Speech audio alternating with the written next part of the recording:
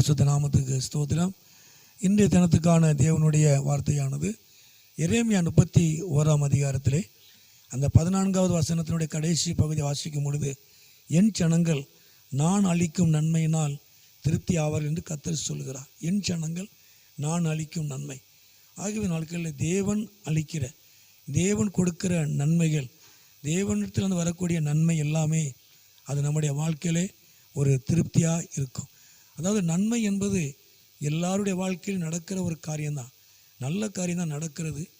ஆனால் சிலவங்க சொல்லுவாங்க நல்லது தான் நடந்திருக்கிறது, ஆனால் எதிர்பார்த்த காரியம்தான், ஆனால் அது என் வாழ்க்கையில் ஒரு திருப்தி இல்லாமல் இருக்குது, ஒரு நிறைவு இல்லாமல் இருக்குது அப்படின்னு சொல்லுவாங்க.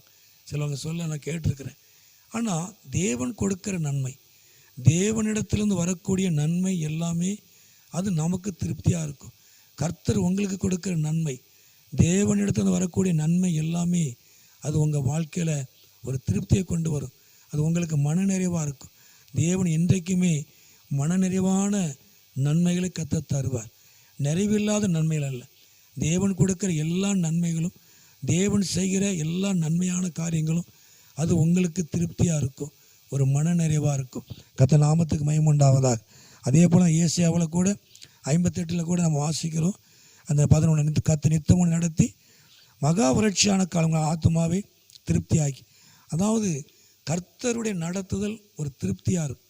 தேவன் நடத்துகிற விதம் நாம நடக்கிறதல்ல, நாம செய்கிற காரியங்கள் அல்ல. அதாவது கர்த்தர் உங்களை நடத்தும் பொழுது, தேவன் உங்களை நடத்தும் பொழுது, எவ்வளோ பிரச்சனை எவ்வளோ வறட்சி இருந்தாலும் கர்த்தருடைய நடத்துதல், தேவன் ஒரு மனிதனை நடத்தும் பொழுது அவங்க வாழ்க்கையில் ஒரு திருப்தி இருக்கும். அந்த நடத்துதலில் ஒரு திருப்தி இருக்கும்.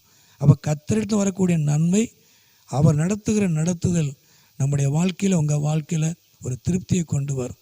அப்போ நாம செய்கிற காரியம் அல்ல.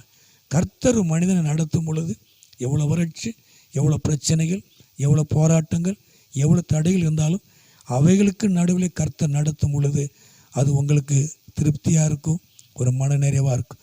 அப்போ தேவனிடத்திலிருந்து வரக்கூடிய நன்மை, நான் அளிக்கும் நன்மை திருப்தியாக இருக்கும். கர்த்தர் நாமத்துக்கு மகிமை உண்டாவதாக. உங்கள் வாழ்க்கையில் நீங்கள் திருப்திப்படக்கூடிய நன்மைகளை கர்த்தர் செய்வார். அவர் செய்கிற நன்மை, அவர் உங்கள் வாழ்க்கையில் செய்யக்கூடிய நன்மை எல்லாமே உங்களுக்கு திருப்தியாக இருக்கும். அவர் உங்களை நடத்தும் பொழுது உங்களுக்கு திருப்தியாக இருக்கும். கர்த்தர் உங்களை ஆசீர்வதிப்பார். எல்லாவற்றிலையும் ஒரு மனநிறைவோடு கர்த்தர் நடத்துவார், உங்களை வழி நடத்துவார். ஜெபம் பண்ணுவோமா? எங்களை அதிகமாக நேசிக்கிற நல்ல பிதாவே, அருமையான இந்த நேரத்துக்கு ஸ்தோத்திரம். இந்த சத்தத்தை கேட்குற எல்லா பிள்ளைகளையும் குடும்பங்களையும் என் ஆண்டவர் ஆசீர்வதித்து உங்களுடைய நாமத்தை மகிமைப்படுத்தும். நீர் மகிமையான காரியங்களை செய்யும். இயேசுவின் நாமத்தில் ஜெபிக்கிறோம் நல்ல பிதாவே. ஆமேன், ஆமேன்.